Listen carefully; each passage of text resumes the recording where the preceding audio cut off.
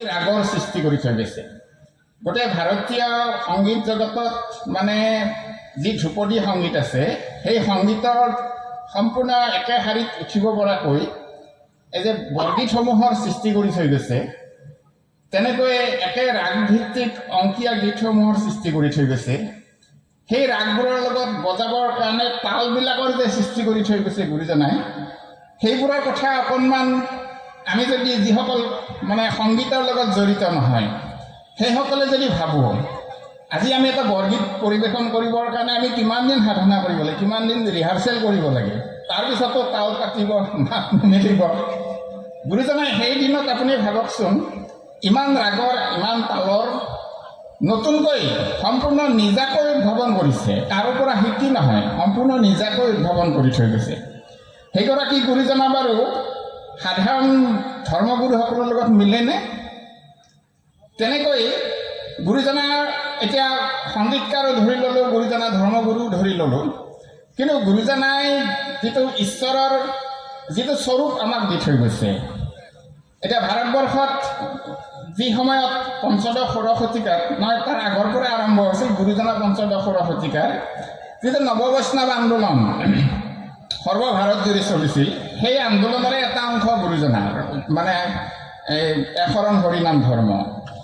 এতিয়া আমি ভাৰতবৰ্ষৰ যিসকল গুৰুজনাৰ আগৰ বা গুৰুজনাৰ পিছৰ যিসকল বৈষ্ণৱ গুৰু আছিল বিভিন্ন প্ৰদেশৰ, আমাৰ বেংগলৰ চৈতন্যদেৱকে ধৰোঁ, তাৰপিছত এতিয়া দক্ষিণ ভাৰতৰ আমি ৰামানুজকে ধৰোঁ, সেইসকলক যদি ধৰোঁ, আমাৰ বেজবৰুৱাদেৱৰ কথা আপোনালোকে চবে জানে, বেজবৰুৱাদেৱ আপোনালোকৰ এই অঞ্চলতে জন্মা, আহতগুৰিত জন্মা।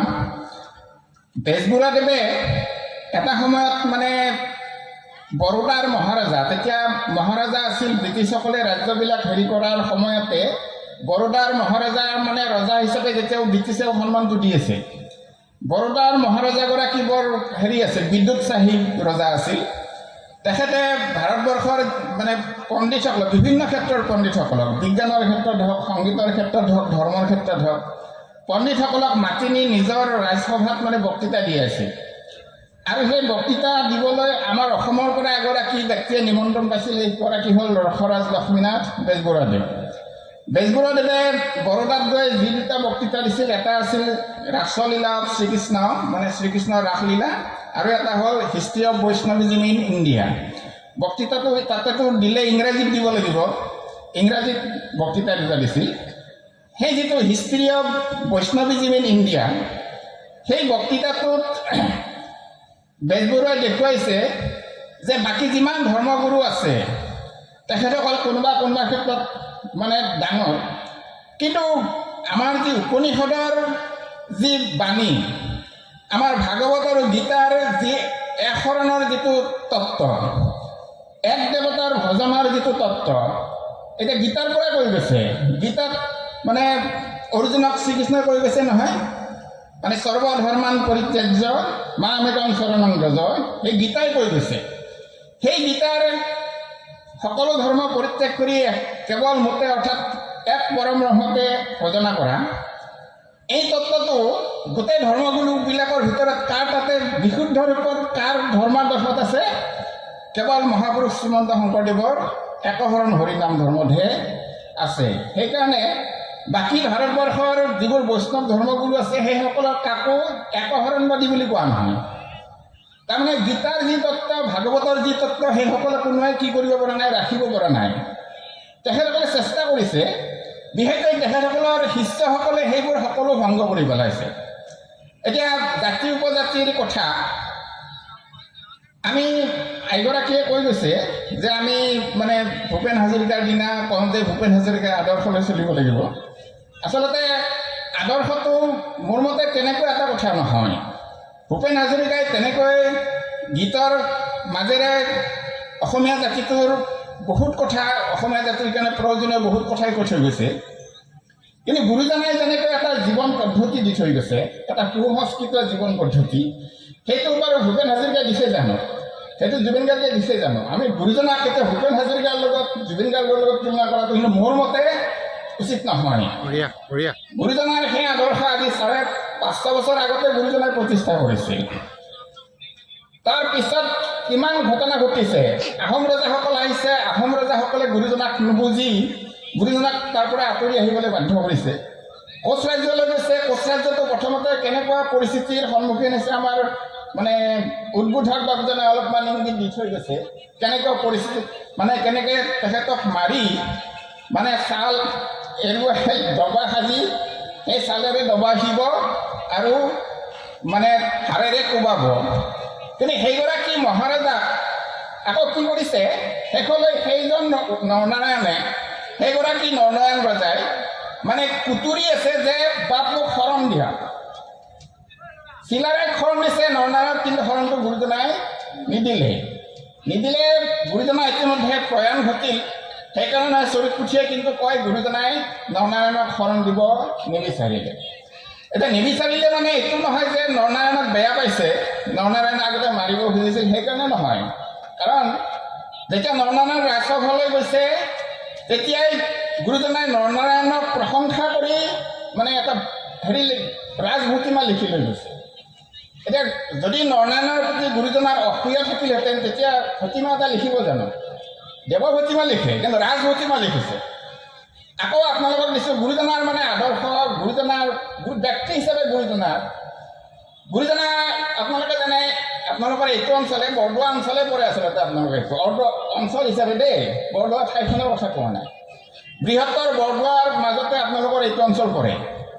আৰু পৰে যে গুৰুজনাৰ বৰদোৱাখনৰ মাজতে যে আপোনালোকৰ অঞ্চলটো পৰে, তাৰ অন্য এটা উদাহৰণ কি, গুৰুজনাই যেতিয়া প্ৰথম চিহ্নযাত্ৰা ভাওনা কৰে, চিহ্নযাত্ৰা ভাওনাৰ কাৰণে প্ৰয়োজনীয় যিটো খোল, সেই খোলটো সাজিবৰ কাৰণে জোখটো নিজে দি পঠাইছে, মানে তাৰ আৰ্হিটো গুৰুজনাই নিজে দিছে।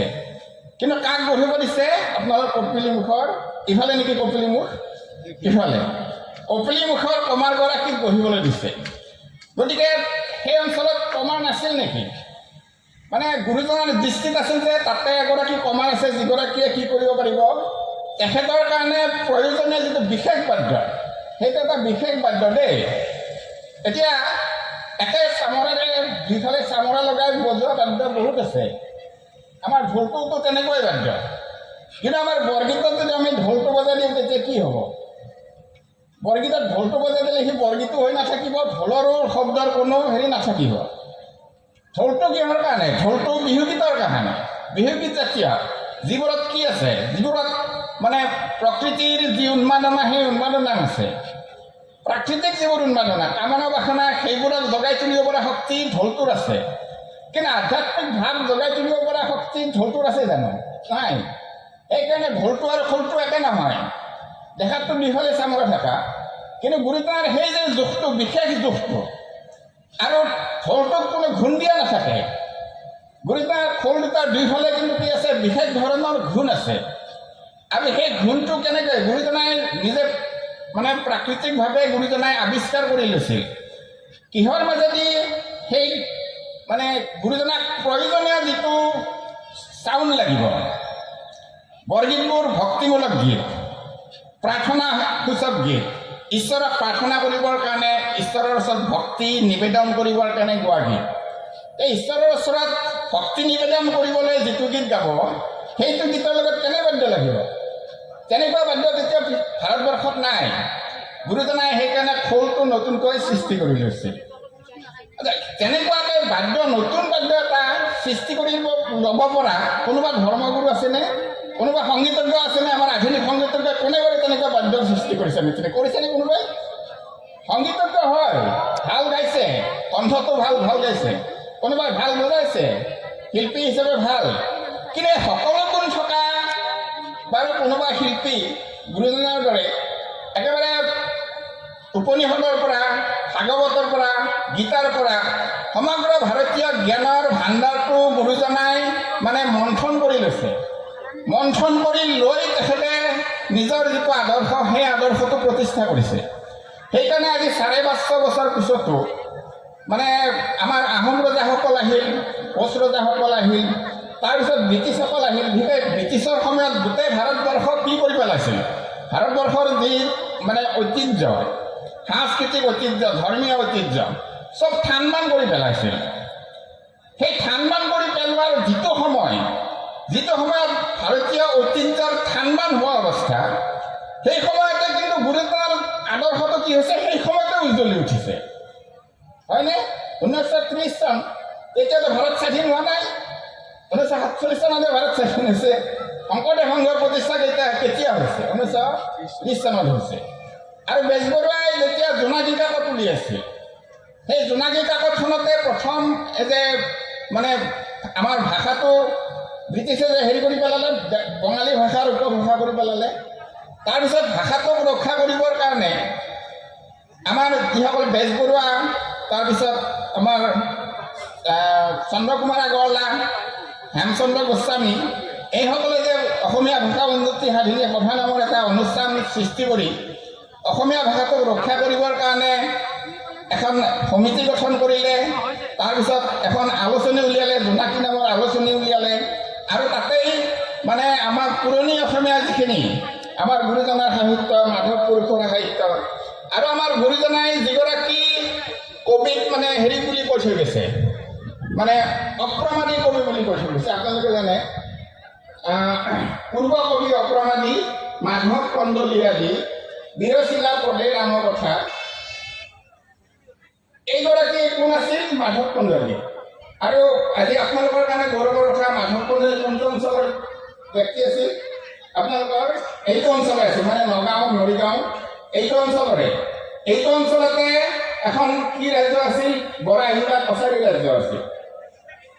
আৰু সেই কছাৰী ৰাজ্যত তেওঁলোকে কি ভাষা কয়? বড়ো ভাষা কয়। কিন্তু ভাৰতবৰ্ষৰ অন্যতম যিখন মহাকাব্য, এখন মহাভাৰত আৰু এখন কি ৰামায়ণ, সেই ৰামায়ণখন অসমীয়ালৈ অনুবাদ কৰিছিল মাধৱ কন্দলীয়ে, কিন্তু কৰাইছিল কোনে? সেই সময়ত কবিসকলে নিজে নিজে অনুবাদ নকৰে, কোনোবা ৰজাই পৃষ্ঠপোষকতা কৰি তেনেকুৱা দায়িত্ব দিয়ে। উঠি বাজি আনি ৰজাই যোগান ধৰে। ধৰাৰ পিছত এগৰাকী মহাকবিক, যাক মহাকবি বুলি জানে, তেনেকুৱা কবিক অনুবাদ কৰিবলৈ দিয়ে। কোচ ৰজা নৰনাৰায়ণে ৰাম সৰস্বতীক দিছিল সেই দায়িত্বটো, কোনখন কৰিবলৈ? মহাভাৰতখন কৰিবলৈ দিছিল। আৰু আপোনালোকৰ এইটো অঞ্চলৰে ৰজা মহামাণিক্যই ৰামায়ণখন অনুবাদ কৰিবলৈ কাক দায়িত্ব দিছিল? মাধৱ কন্দলীক দায়িত্ব দিছিল। আৰু সেই ৰামায়ণখনৰ যিটো অনুবাদ নীতি, তাক যিমান সুন্দৰভাৱে ৰামৰ চৰিত্ৰ অংকন কৰিছে, তাকে দেখি মানে মহাপুৰুষে কৈছিল যে তেখেতৰ কবিতাবোৰ দেখি গুৰুজনাৰ কেনেকুৱা লাগিছে। এটা হৰিণাই আহি হাতীৰ লাগ দেখিলে যেনেকৈ ভাবে, বাপৰে যিটো জন্তুৱে ইমান লাগিছে, মানে হৰিণাটোতকৈ বেছি লাগিছে, সেই জন্তুটো কিমান ডাঙৰ হ'ব? গুৰুজনাৰ উপমা দিছে যে মোতকৈ তেখেত কিমান ডাঙৰ কবি। আমিতো জানো গুৰুজনা বহুত ডাঙৰ কবি, কিন্তু গুৰুজনাই কৈছে মানে কি সন্মান জনাইছে, পূৰ্ব কবিক সন্মান জনাইছে। যি হওক, সেইবোৰ সাহিত্য দেখুৱাইয়ে আচলতে বেজবৰুৱাহঁতে অসমীয়া ভাষাটোক ৰক্ষা কৰিছে। আৰু বেজবৰুৱাদেৱে তেতিয়াই গুৰুজনাৰ এই যিবোৰ সাহিত্য, গুৰুজনাৰ যি আদৰ্শ, সেই গুৰুজনাৰ সাহিত্য জোনাকীৰ মাজত প্ৰকাশ কৰিছে। আৰু বেজবৰুৱাই জোনাকীখন পিছত বন্ধ হ'ল, পিছত নিজাকৈ এখন আলোচনী উলিয়ালে। সেইখনৰ নাম কি দিলে? শ্ৰীকৃষ্ণৰ যিটো মহান বাঁহী, সেই বাঁহীটোৰ নামেৰে নাম দিলে বাঁহী নামৰ আলোচনী। সেই বাঁহী নামৰ আলোচনীখনতে বেজবৰুৱাদেৱে আমাৰ গুৰুজনাৰ আদৰ্শৰ যিবোৰ মহত্তম দিশ, সেই মহত্তম দিশবোৰ ইমান সুন্দৰকৈ তেখেতে গভীৰ অধ্যয়ন কৰিছে। গোটেই উপনিষদ অধ্যয়ন কৰিছে, বেদ অধ্যয়ন কৰিছে, ভাগৱত অধ্যয়ন কৰিছে, গীতা অধ্যয়ন কৰিছে। আৰু সেই সময়তে মানে গুৰুজনাৰ ধৰ্মটোক মানে গ্লানি আনিবৰ কাৰণে এখন হেৰি ওলাইছে, প্ৰদীপিকা নামৰ এখন আলোচনী ওলাইছে। তেওঁলোকে কি কৰিব? মানে দামোদৰদেৱক ডাঙৰ কৰি দেখুৱাব, শংকৰদেৱক কি কৰিব? সৰু কৰি দেখুৱাব। আৰু সেইখনৰ যিগৰাকী মুখ্য হেৰি আছিল, মানে গুৰুজনাক লঘু কৰিবৰ কাৰণে চেষ্টা কৰা ব্যক্তিগৰাকী, আমাৰ এই নমস্য ব্যক্তি এগৰাকী, সেইগৰাকী হ'ল মানে ৰজনীকান্ত বৰদলৈদেৱ। ৰজনীকান্ত বৰদলৈদেৱ অসমৰ তেতিয়া প্ৰথম মানে বিখ্যাত উপন্যাস। বেজবৰুৱাহঁতেও উপন্যাস লিখিছিল, যদিও সফল উপন্যাসিক মানে ৰজনীকান্ত বৰদলৈ কিহত লাগিল? গুৰুজনাক তললৈ নিয়াত লাগিল। আৰু সেইটো কাৰণতে বেজবৰুৱাই মন কৰিব, বেজবৰুৱাদেৱ কিন্তু কি আছিল? ব্ৰাহ্মণ আছিল। আমাৰ শ্ৰীমন্ত শংকৰদেৱ সংঘক কিছুমানে কয় যে তেওঁলোক বামুণ বিৰোধী। কিন্তু শ্ৰীমন্ত শংকৰদেৱ সংঘৰ জন্মৰ মানে অনুপ্ৰেৰণা যিগৰাকী ব্যক্তি সেইগৰাকী হ'ল বেজবৰুৱাদেৱ। বেজবৰুৱাদেৱে কলিকতাত সেই আন্দোলন আৰম্ভ কৰিছে, যিটো সময়ত মানে স্বাধীনতা আন্দোলনৰ ভৰপৰ এই যে বোমা ফুটিছে, সেই সময়ত বেজবৰুৱাই মানে গুৰুজনাক প্ৰচাৰ কৰিছে। বৰোদাত গৈ যেতিয়া বক্তৃতাটো দিছে, সেই বক্তৃতাটোৱে গুৰুজনাক মানে গোটেই বিশ্বতে মানে হেৰি কৰিছে, প্ৰচাৰ কৰিছে যে অসমত, ভাৰতবৰ্ষৰ পূবত অসমত এনেকুৱা এগৰাকী মহাপুৰুষ আছিল। গতিকে যিগৰাকী মহাপুৰুষক বেজবৰুৱাই সেই সময়ত ব্ৰিটিছৰ পশ্চিমীয়া শিক্ষা অহাৰ লগে লগে আমাৰ ওপৰত নোহোৱা হৈ গ'ল নহয়, আমাৰ শিক্ষা পদ্ধতি নোহোৱা হৈ গ'ল, আমাৰ কাপোৰ কালি সলনি হৈ গ'ল। আগতে আমি লং পেণ্ট পিন্ধিছিলোঁ জানো, চুইটাৰ পিন্ধিছিলোঁ জানো, এইবোৰ ক'ৰ পৰা আহিছে? কেপ পিন্ধিছিলোঁ জানো, এইবোৰ ব্ৰিটিছৰ পৰা আহিছে। অকল পোচাক পৰিচ্ছদ নহয়, আমাৰ খোৱা লোৱা সমস্ত কি হৈ গ'ল, পশ্চিমীয়া হৈ গ'ল। কিন্তু তাৰ মাজতো বাচি থাকিল, কোন বাচি থাকিল? গুৰুজনাৰ আদৰ্শটো বাচি থাকিল। এইবোৰ কথা ভালকৈ অধ্যয়ন নকৰাকৈ গুৰুজনাৰ বিষয়ে সেইকাৰণে বক্তৃতা দিলে গুৰুজনাৰ আদৰ্শটোৰ আচলতে মহত্বটো প্ৰকাশ কৰা নহয়, কি কৰা হয়, তাৰ কিছুমান মানে অৱনমিতহে কৰা হয়। গুৰুজনাক মাধৱ পুৰুষে এনে হেৰি বুলি কোৱা নাই, মানে জয়গুৰু শংকৰ সৰ্বগুণাকৰ বুলি যে কৈছে, সৰ্বগুণাকৰ বুলি ভক্তিতে কোৱা নাই। কি গুণ নাই শংকৰদেৱৰ? সংগীতজ্ঞ হিচাপে চাওক, ভাৰতবৰ্ষৰ শ্ৰেষ্ঠ সংগীতজ্ঞসকলৰ ভিতৰত এগৰাকী শাস্ত্ৰজ্ঞ ব্যক্তি হিচাপে চাওক, ভাৰতবৰ্ষৰ আটাইতকৈ বেছি ভাল, আটাইতকৈ বেছি শুদ্ধভাৱে শাস্ত্ৰৰ অৰ্থ বুজা ব্যক্তি কোনগৰাকী? শংকৰদেৱগৰাকী। প্ৰমাণ কি? প্ৰমাণ হ'ল তেখেতৰ আদৰ্শটোৱে ব্ৰিটিছৰ পিছতো একবিংশ শতিকাটো কি হৈছে, দিনে নতুন নতুনকৈ আৰু গুৰুজনাৰ মহত্বটো প্ৰকাশহে পাই আছে, নহয় জানে বাপসকল? মই কিবা ভুল কথা কৈছিলোঁ? মই আপোনালোকৰ মানে প্ৰাথমিকৰ সভালৈ আহিছোঁ কাৰণে গুৰুৰ বন্দনা কৰা নাই। এতিয়া গুৰুজনাৰ ধৰ্মৰ কথা আজি পদাধিকাৰ বাপু বিস্তৃতভাৱে কৈছে, আমাৰ ঠাকুৰীয়া বাপু কৈ গৈছে ভালেখিনি কথা। মই এই গুৰুজনাৰ এটা দিশৰ কথাহে আপোনালোকৰ লগত আলোচনা কৰিম বুলি ভাবিছোঁ। সেইগৰাকী মহাপুৰুষ শ্ৰীমন্ত শংকৰদেৱ কিমান মহান সেইটো মই অলপমান ক'লোৱে, বাপসকলেও কৈ গৈছে। সেইগৰাকী মহাপুৰুষৰ আমি এটা কথা মানে ভাবিলেও আমি পাৰ নোপোৱা দুটামান হেৰি আছে, দিশ আছে, দুটামান প্ৰশ্ন আছে। এটা হ'ল গুৰুজনাই যে গুৰুগৃহলৈ গৈ অফলা শিকিছে, অফলা আকাৰ ইকাৰ শিকাই নাই, নিশিকাতে এটা কবিতা লিখিলে, কোমল কবিতা। আমি সকলোৱে সেইটো গায়ে থাকোঁ, জানোৱে, অৰতম কমল। এতিয়া কবিতাটোৰ বিষয়বস্তু কি? কবিতাটোৰ বিষয়বস্তু কি? তাতে কৃষ্ণক বৰ্ণনা কৰা হৈছে, কৃষ্ণক ভজনা কৰা হৈছে। এতিয়া আমি সকলোৱে জানো যে গুৰুজনাৰ জন্ম কেনেকৈ হৈছিল। মহাদেৱৰ ঘৰত হোৱা বুলি বাপেকে মহাদেৱক ইমান ভক্তিভাৱে বিশ্বনাথত গৈ মানে পূজা কৰিছিল, সেইকাৰণে জন্ম হোৱাৰ কাৰণে আনকি নামটো কি দিলে? শংকৰৰ নামেৰে শংকৰদেৱ দিলে, শংকৰদেৱ কৰিলে। দেৱটো কৰি পিছত কৰিছে শংকৰ কৰিলে। কিন্তু এই মহাদেৱৰ ঘৰত জন্মি উচ্চলৈ গৈয়ে গুৰুজনাটো শিকাবলৈ পোৱাই নাই। কৃষ্ণ বৰ্ণনা কিয় লিখিলে? ক'ৰ পৰা লিখিলে? সেইটো ডাঙৰ প্ৰশ্ন নহয়। ক'ত পালে কৃষ্ণ বৰ্ণনা? কৃষ্ণৰ মূৰ্তিটো ক'ত পালে? তাতে দিছে যাৰ হাতৰ কবিতাখন কমলৰ নিচিনা, প্ৰতিমৰ নিচিনা, কৰতল কমল, কমল বল চকুটাও কিহৰ নিচিনা, প্ৰতিমৰ পাহিৰ নিচিনাই হয়। 12 বছৰ বয়সত যোৱা বুলি কোৱা হয়। যিমান বছৰতে নহওক, তেতিয়া গুৰুৱে শিকোৱাই নাই, ক'ৰ পৰা শিকিলে? আচলতে গুৰুজনাৰ বংশত এই যিটো কৃষ্ণ ভক্তিৰ ধাৰা, যিটো বৈষ্ণৱ হেৰি, যিটো ভাগৱতৰ চৰ্চা, সেই চৰ্চা তেখেতৰ বংশত আগৰ পৰাই আছিল। ঘৰতে গুৰুজনাই সেইবোৰৰ শিক্ষা যথেষ্টখিনি পাইছিল। সেইকাৰণে গুৰুজনাই গৈ মানে মহেন্দ্ৰ কন্দলীৰ টোলত সেই কবিতাটো লিখাই নহয়, আৰু এটা ডাঙৰ কাম কৰিছিল। মহেন্দ্ৰ মানে চৰিত পুথিয়ে কোৱা মতে মহেন্দ্ৰ কন্দলী আছিল মানে কৰ্মকাণ্ডীয় মানুহ, পণ্ডিত মানুহ, কিন্তু কৰ্মকাণ্ডত বিশ্বাসী। গতিকে ছাত্ৰসকলক নতুনকৈ যেতিয়া ফলি দিয়ে, ফলি দিবৰ সময়ত মানে কি কৰে, প্ৰথমতে দুৰ্গাৰ ৰিচ শিকি আহিব পাৰে। দুৰ্গাৰ ৰিচ গাইহে মানে প্ৰথম ফলি ল'ব পাৰে।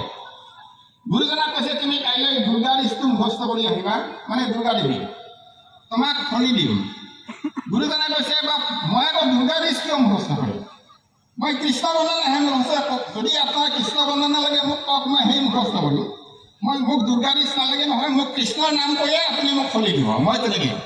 এতিয়া মহেন্দ্ৰ কৰ্ণীৰ নিচিনা পণ্ডিত যিগৰাকী গুৰুজনাই নিজেও ইমান শ্ৰদ্ধা কৰে, সেই গুৰুৰ বাক্য যে মানে লংঘন কৰা নহয়, গুৰুৰ বাক্যটো মানে বিৰোধিতা কৰি অন্য এটা পন্থ যে মানে গুৰুজনাকে দিবলৈ সাহস কৰিছে, সেইটো গুৰুজনে ক'ত পালে, শংকৰদেৱে ক'ত পাইছে?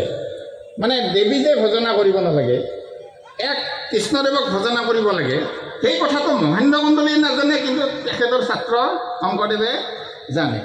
এইবোৰ বহুত গুৰুত্বপূৰ্ণ কথা। দ্বিতীয় কথা এটা, গুৰুজনা ইমান ডাঙৰ সংগীত শিল্পী, আমি সকলোৱে জানো। অকল সংগীত নহয়, নৃত্যৰো শিল্পী। এতিয়া আমি যিবোৰ সত্ৰীয়া নৃত্য বুলি নাম দি লৈছোঁ, সেই সত্ৰীয়া নৃত্য মানে আচলতে কোনে সৃষ্টি কৰিছিল? শ্ৰীমন্ত শংকৰদেৱে সৃষ্টি কৰিছিল। সেইকাৰণে আমাৰ সংঘৰ ফালৰ পৰা কেতিয়াও সত্ৰীয়া নৃত্য শব্দটো ব্যৱহাৰ কৰা নহয়, সেয়া শংকৰ নৃত্য হ'ব লাগে। কিন্তু ডক্টৰ ভূপেন হাজৰিকাদেৱে যি নহওক, তেখেতে নৃত্যবিধৰ মহত্বটো জগতৰ লোকে জানক। আৰু তেতিয়া আমাৰ মহেশ্বৰ নেওগ ছাৰৰ নিচিনা লোকসকলে যিহেতু সত্ৰৰ পৰাই নৃত্যৰ হেৰিবিলাক গ্ৰহণ কৰিছিল, লেখা মেলা কৰিছিল, গতিকে সেই নৃত্যটো সত্ৰীয়া বুলিয়ে ধৰি ল'লে।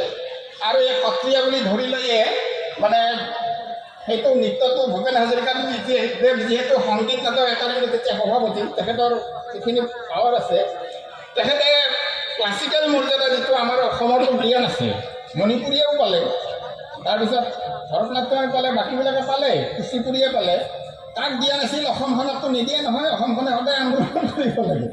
ভূপেন হাজৰিকাদেৱ সৌভাগ্যবশতঃ ভূপেন হাজৰিকাদেৱ আন্তঃৰাষ্ট্ৰীয় খ্যাতিসম্পন্ন গায়ক আছিল কাৰণে ভূপেন হাজৰিকাদেৱৰ কোনোৱে বিৰোধিতা কৰিব নোৱাৰিলে।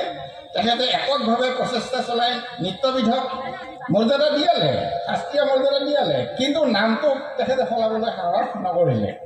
আচলতে নামটো তেখেতে যদি কৰি থৈ গ'লহেঁতেন, তেতিয়াহ'লে আটাইতকৈ উপযুক্ত হ'লহেঁতেন। আমি এতিয়াও সেইকাৰণে মানি নলওঁ। যি নহওক, এই যে ইমান নৃত্যৰ গুৰুজনাই সৃষ্টি কৰিলে, সংগীতৰ যে ৰাগবোৰ সৃষ্টি কৰিলে, সংগীতৰ যে মানে তালবিলাকৰ সৃষ্টি কৰিলে, তে গুৰুজনাই বাৰু সংগীত ক'ত শিকিছিল? সেইটো এটা প্ৰশ্ন নহয়। কোনোবা চৰিত পুথিত আপোনালোকে পাইছেনে যে শংকৰদেৱক অমুকে সংগীত শিকাইছিল, শংকৰদেৱে অমুকত সংগীত শিকিছিল? ক'তো নাই। একো নিশিকাকৈ হ'ব নোৱাৰেতো। গুৰুজনাই যি কৰিছিল সেইবিলাকৰ অলপ হ'লেও কোনোবা শিক্ষাগুৰুৰ পৰা শিক্ষাটো পাইছিল প্ৰথমতে, তাৰপিছত বিকাশ লাভ কৰিছে। তেখেত মহাপ্ৰতিভাশালী আছিল। গুৰুজনাই সংগীত ক'ত শিকিছে?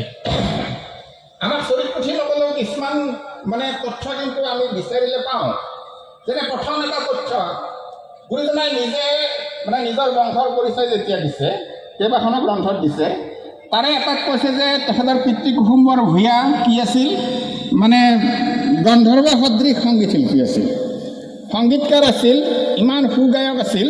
গন্ধৰ্ব মানে হ'ল স্বৰ্গৰ গায়কসকলক গন্ধৰ্ব বুলি কয়। আজিকালি জুবিন গাৰ্গকো গন্ধৰ্ব পুত্ৰ উপাধি দিয়া হৈছে। মানে যোৱা মাহৰ গৰিয়সী আলোচনীখনত জুবিনৰ লৈয়ে কৰা হৈছে আৰু মানে সন্মুখত দিয়া হৈছে গন্ধৰ্ব পুত্ৰ জুবিন গাৰ্গ। নামটো মানে অতি উপযুক্ত হৈছে, তাৰমানে জুবিনৰ ক্ষেত্ৰত গন্ধৰ্ব পুত্ৰই হয়।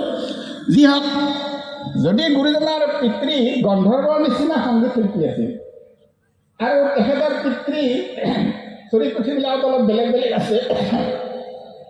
কোনোবাই কয় 7-8 বছৰ মানতে ঢুকাইছিল গুৰুজনা, 7-8 বছৰমান বয়সত, কোনোবাই কয় 6-7 বছৰত, কোনোবাই কয় গুৰুজনা বিদ্যালয়লৈ যোৱালৈকে পিতৃ জীয়াই আছিল, আৰু কোনোবাই একেবাৰে বিয়াৰ ওচৰলৈকেও পিতৃ থকা বুলি চৰিত পুথিৰ এইবোৰ খেলি মেলি। কিন্তু যিয়ে নহওক, আমি ধৰিলোঁ একদম কমখিনি ধৰিলোঁ 6-7 বছৰ গুৰুজনাই পিতৃক পাইছিল।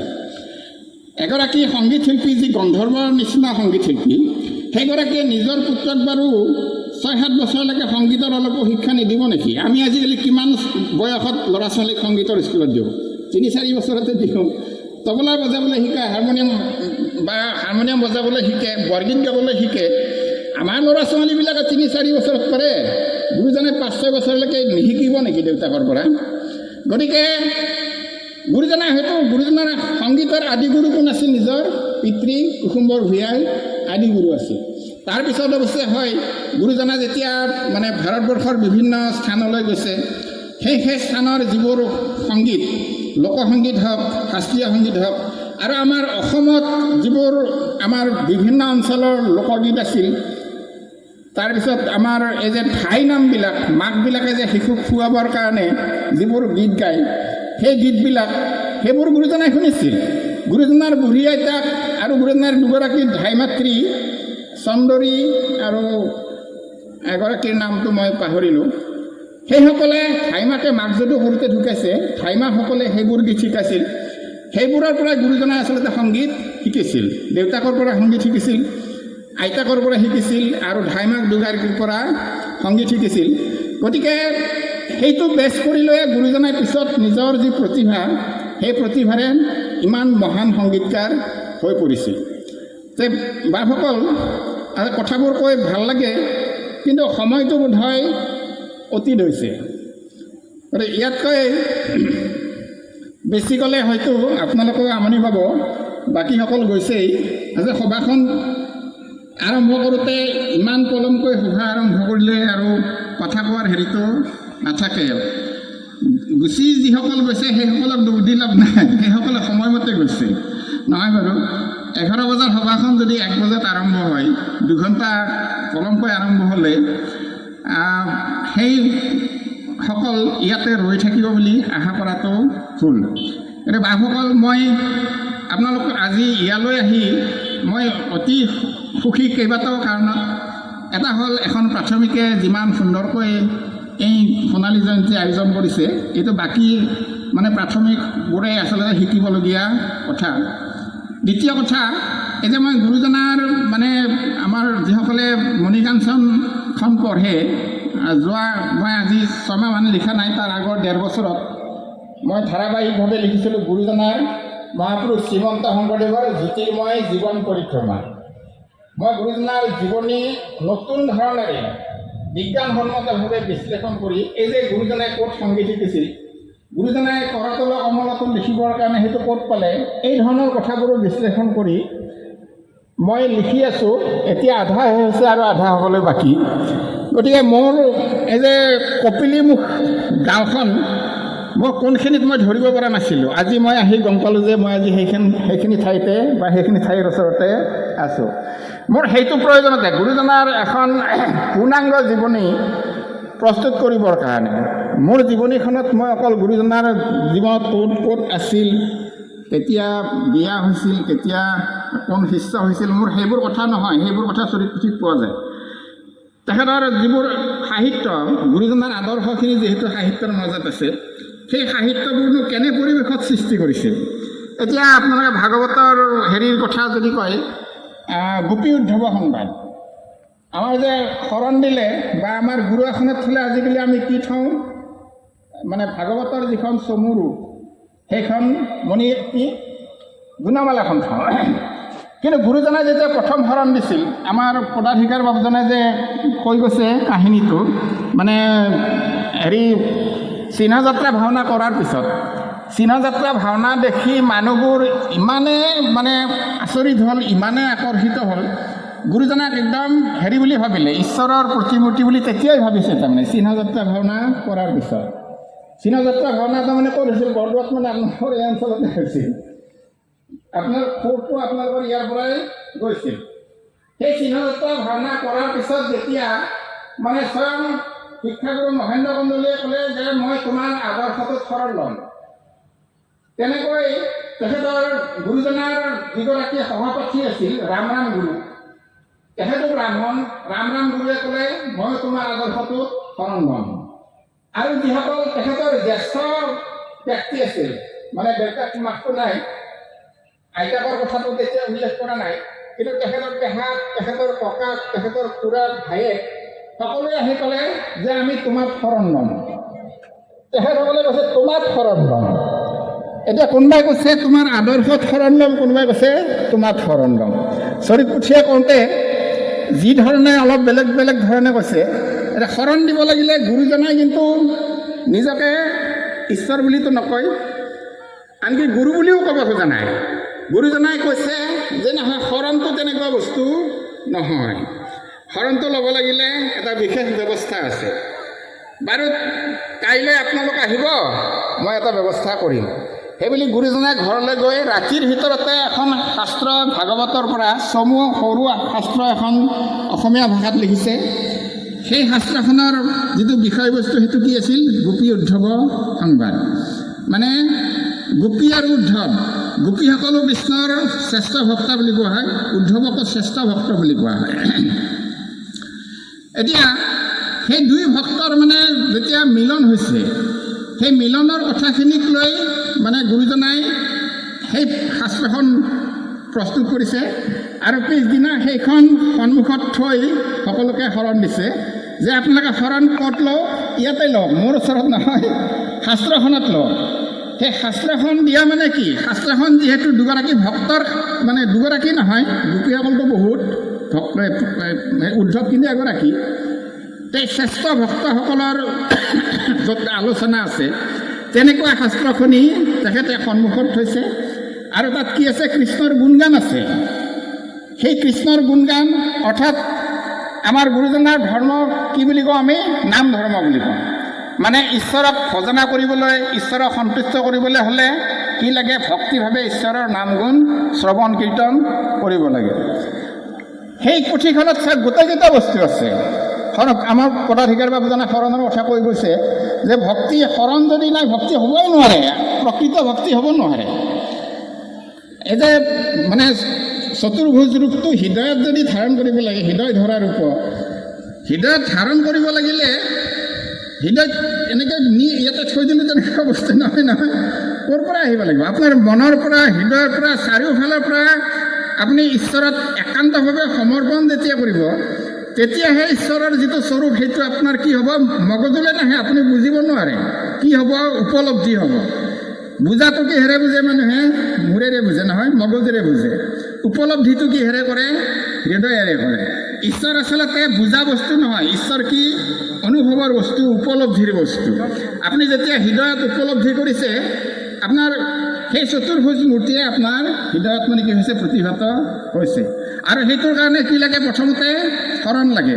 আৰু সেই শৰণ কাৰ্য গুৰুজনাই কেনেকৈ নিজৰ আদৰ্শটো যে গুৰুজনাৰ আদৰ্শটো যে গোটেই বৈষ্ণৱ সন্তসকলৰ ভিতৰত গুৰুজনাৰ আদৰ্শটো আধুনিক যুগত আকৌ নতুন হৈ উঠিল, তাৰ কাৰণ এইবোৰে গুৰুজনাই সম্পূৰ্ণ বিজ্ঞানসন্মতভাৱে প্ৰতিষ্ঠা কৰি থৈ গৈছে।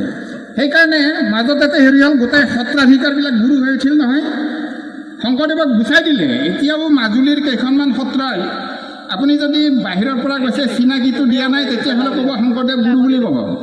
কিন্তু আপুনি যদি কয় মানে আপুনি সাধাৰণ মানুহ, তেতিয়া ক'ব আমি শংকৰদেৱক গুৰু নামানো নহয়, দামোদৰদেৱে আমাৰ গুৰু। আপোনালোকে গৈ প্ৰমাণ চাব পাৰে। আপোনালোকে জানে মই বিশ্ববিদ্যালয়ত এই শংকৰদেৱ অধ্যয়ন বিভাগৰে মানে গৱেষণা গুৰু, মানে ছুপাৰভাইজাৰ হিচাপে এতিয়াও আছোঁ। নগাঁও কলেজৰে অধ্যাপিকা এগৰাকীয়ে গৱেষণা কৰি আছে গুৰুজনাৰ সংগীতৰ ওপৰত মোৰ লগতে। তেখেত বৰদোৱালৈ গৈছে, বৰদোৱা নাই, মাজুলীলৈ গৈছে। মাজুলীলৈ যাওঁতে সেই গৱেষকগৰাকী কৈছে আমাৰ ইয়াততো শংকৰদেৱৰ গুৰু মানে নহয়, কিন্তু চৰকাৰী অনুদান লাগিব তেতিয়া চব শংকৰী সত্ৰ। গতিকে এই যে গোটেইটো মাধৱপুৰ যে এটা ঘোষা লিখিছিল, শ্ৰীমন্ত শংকৰে প্ৰকাশিলা গোবিন্দৰ গুণ নাম জগতৰ লোকে পৰম আনন্দে গাৱে, হেনয় শংকৰ গুৰু বিনে কমনা কাৰণে আনজনে লোকৰ মাজত আপুনি গুৰু বোলাৱে। তাৰ অধিকাৰ আছে। এই যে গুৰু বুলি কয়, কি অধিকাৰ আছে? সৃষ্টি কৰিছে কোনোবাই, এতিয়া গুৰু হ'বলৈ আহিছে কোনোবাই। গুৰু হৈ মানে কি? টকা লাগে, বস্ত্ৰ লাগে, ধন লাগে, এতিয়া ব্যৱসায়ত পৰিণত কৰিছে। এইটো কৰিব বুলি জানিয়ে গুৰুজনাই চাওকচোন, প্ৰথমতে গুৰুজনাই গুৰু হৈ যাব খুজিছে, গুৰুজনাই কিন্তু ক'ত ভজাইছে? এই শাস্ত্ৰখনতহে ভজাইছে। আচলতে আমাৰ শংকৰদেৱ সংঘত সেইকাৰণে কি নাই? কোনো গুৰু নহয়, শৰণ আচাৰ্যহে। শৰণ হৈ দিব, কিহত শৰণ দিব? গুৰুজনাৰ আদৰ্শত শৰণ দিব। আমাৰ গুৰু কোন? শ্ৰীমন্ত শংকৰদেৱে আমাৰ গুৰু। গতিকে বাপসকল, এইখিনি কথাৰে মই সামৰিব বিচাৰিছোঁ। কওঁতে উচ্চবাচ্য হ'ব পাৰে, ভুল ত্ৰুটি হ'ব পাৰে, সকলোৰে কাৰণে আপোনাৰ ওচৰত ক্ষমা বিচাৰিছোঁ। আৰু আপোনালোকে মোক আজি আপোনালোকৰ চৰণ স্পৰ্শ, চৰণ দৰ্শন কৰাৰ কাৰণে যি সুবিধা দিলে, এই দুআষাৰ কথা ক'বলৈ যি সুবিধা দিলে, আৰু বিশেষকৈ মোৰ গুৰুজনাৰ যি মই জীৱনী প্ৰণয়নৰ কাৰণে চেষ্টা কৰি আছোঁ, সেইটোতো মোৰ সহায় হ'ল। তাৰ কাৰণে আপোনালোক সকলোকে কৃতজ্ঞতা জ্ঞাপন কৰিছোঁ। সোণালী জয়ন্তী উপলক্ষে এই প্ৰাথমিকৰ ভকত বৈষ্ণৱসকললৈ মই শুভেচ্ছা জ্ঞাপন কৰিছোঁ আৰু সকলোকে আকৌ এবাৰ প্ৰণতি জনাই মাধৱ পুৰুষৰ ঘোষাৰে সামৰিছোঁ। অপৰাধ বিনাশন তজু নাম নাৰায়ণ, জানি নামে পখিলো শৰণে, অনগতি নাহিতে মৰণে। অপৰাধ ক্ষমা কৰি তুমি দয়াশীল হৰি, মুখ ৰক্ষা কৰি চৰণে প্ৰভু মুখ ৰক্ষা কৰিছোঁ। হৰি ৰাম কৃষ্ণ।